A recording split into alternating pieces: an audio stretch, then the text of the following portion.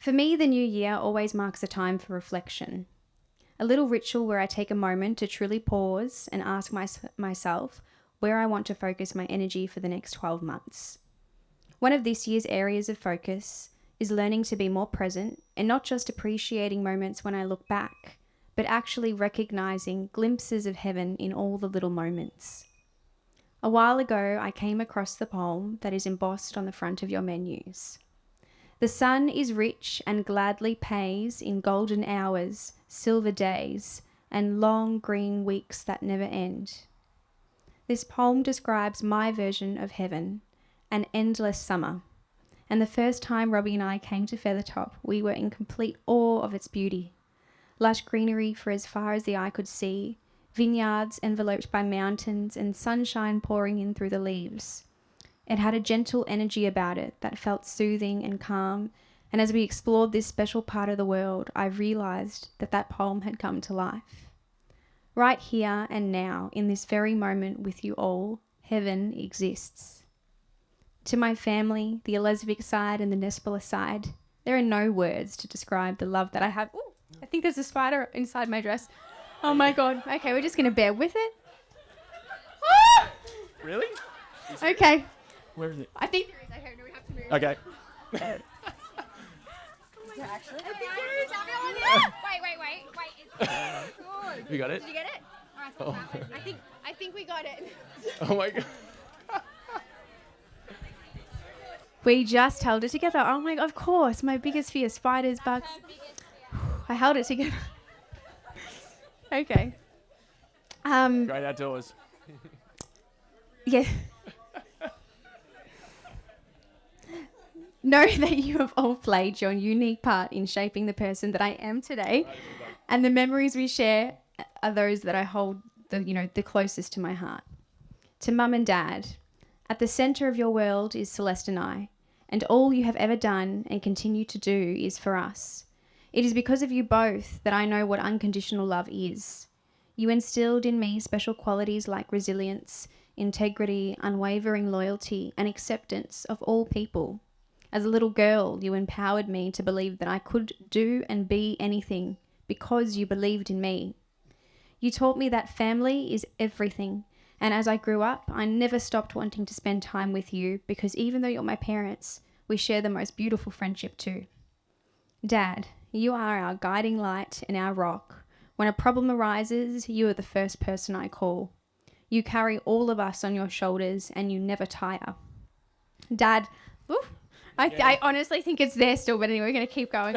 Dad, like Robby, you two always see the very best in people. And there have been many times in my life I've heard someone speak negatively about someone only to hear you disagree and detail all the positive qualities you saw in that same person. That's you and your big heart. It sees the good in everything. Even just a few months ago, you called me to say, Alicia, I have a new rule for myself. Every time I talk to someone, I have to leave them feeling better than where I found them.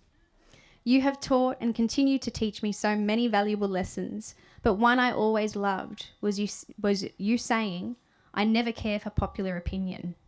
You're the kind of man who sees things very clearly, and even if the whole world was against you, if you believe in something or someone, you have the courage and the conviction to go against the grain, to speak a truth that nobody else would. You also never choose a path because it's easy, but instead, your choices are driven by what is right. You are also the most generous person, and even when you were only beginning your journey to success and didn't have much, nobody would have ever known because you have always been the most generous man in the room. One day you told me you saw a man who had been painstakingly working in the sun all day on a fence. You got talking to him and found out that he'd been working for free. When you asked him why he was doing that, he responded by saying, I just feel so good every time I fix another pail on this fence, and for some reason, the more I give in life without any expectation, the more I seem to receive. You loved and resonated with what he said so much, and from that day on, this too became another one of your mantras. As a teenager, and he already said this before, Dad really did only have one rule. Always tell me the truth, and if you do, nothing in the world can ever touch you, and I will always be there for you. And there have been many times in my life I've truly tested this, and you have always met me with empathy, understanding, and advice that has put me on the path towards goodness. Dad, I feel I was the boy you never had, and you raised me to be tough one too. Even Nonna Serafina once joked to Mum and said if Alicia had balls, she would be Mario. And I also recently saw a meme that said first daughters are some of the toughest men you'll ever meet. And it's kind of true. But I want to thank you for the inner strength you have instilled in me because it's allowed me to overcome every challenge that has come my way. Mum, you too are one tough, fiery Sicilian. But even greater than your passion is the limitless depth of your love. You are extremely sensitive to others and highly intuitive to those around you. We always say in your past life you must have been a nurse who took care of injured soldiers because you are completely selfless and go to the end of the world and back, not only for your family, but even for complete strangers. There are so many stories that I could share of you doing this, but just one to mention one is a time when you drove a blind woman to her job interview because the taxi dropped her off at the wrong address. And while you were stopped in your car, you noticed her outside and that she seemed a little bit distressed. So you got out, spoke to her, heard her story and took her to that job interview. And you probably changed that woman's life. Mum, thank you for your endless patience. It is you who taught me every practical thing that I know. You are a born nurturer, the tastiest and the most gifted cook. A hairdresser that can unfortunately never retire because we all won't stop asking you to cut our hair. And extremely funny without ever even trying to be. You are the glue that holds this family together, the voice of reason, and we all adore you. Dad always says your mother is always on the phone, and I know at least 10 of those daily phone calls are from Celeste and I. The thing is, we never run out of things to talk about, and a drive to work isn't the same if I can't buzz you to find out about how you slept and what you're doing for the day. You are there for me always, and I can always count on you. Mum and Dad, if I can be one day half as good a parent as you both, I would be surprised and so proud. To my girls, Kayla, Aurelia and Michaela, we are thicker than blood. And well, Michaela, we are blood. She's my cousin. But I share a unique and deeply special bond with each of you. Kayla and Aurelia, you're my ride or dies. With us, there is no filter and a level of honesty that is usually only found between sisters, not friends. You are two of the strongest, sharpest people that I know. If Aurelia and Kayla say something's off, they're never wrong. You each have the gift of being able to read people like a book and sense deception from miles away. You also both have that fiercely protective old school Italian loyalty for the people you love. You're the kind of people who I could call at 3 a.m, say I need you, and you'd somehow be there in half the time it should take, ready for anything. And yes, they have both literally done this for me before. I love you both with all my heart and soul and count myself blessed to have you in my life. Michaela. I always refer to Michaela as the brightest light because she radiates positivity. You are a true free spirit who's always embarking on the next adventure. You have a contagious love of life, and your desire to experience everything makes you so cultured, open-minded, and understanding of all. You and I have always connected over our shared love of art, fashion, and self-development. And you have been there by my side through every stage of life. I just adore you. One of the first things Robby told me about himself he came from a very close family and was the eldest of 6 children. He explained they celebrated every birthday together, did big family holidays and even bigger Christmases. Family man, tick. This was a massive green flag for me. Growing up, I would always beg my parents for more sisters, and finally at 30, I've manifested my 4 beautiful sisters, Jess, Courtney, Sammy, and Gemma. When I met them for the first time, they were just like Robby, and if you speak to them tonight, you're going to see it, you'll know it straight away. They're so kind, genuine, and sweet by nature. I know as the years go on, we'll grow closer and closer as we continue to go through the same life experiences. And one of my dreams is that we all have little ones who become best friends. To Sue, Russell, and Anna, from the first time we ever met, you welcomed me with such warmth and kindness. Put simply, you are the in-laws from heaven, and I loved you all instantly.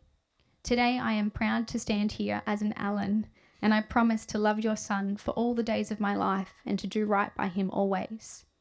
Russell and Sue, I can never thank you enough because you brought the person into the world that is the reason I smile every day and go to bed knowing my wildest dream has come true.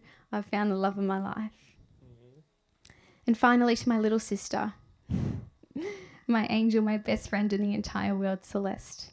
There are no words that will ever even begin to describe the boundless love I feel for you. I remember the day you were born, holding you in my arms in the hospital, and I did not want to let you go.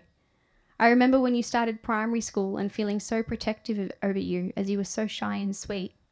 I remember the day you came up to me crying to say another kid had lied and said you threw wet toilet paper at the ceiling in the bathrooms and that you were given a time out. You were such a goody-goody who would have never done that, and I remember blasting that kid and then getting blasted by that kid's older brother. Celeste, you are completely pure of heart, and that sweetness has never left you. You are the most intelligent person I know. You have always been beyond your years. You must be an old soul because you're a fast learner, unlike me who seems to need to make mistake after mistake until I finally get it.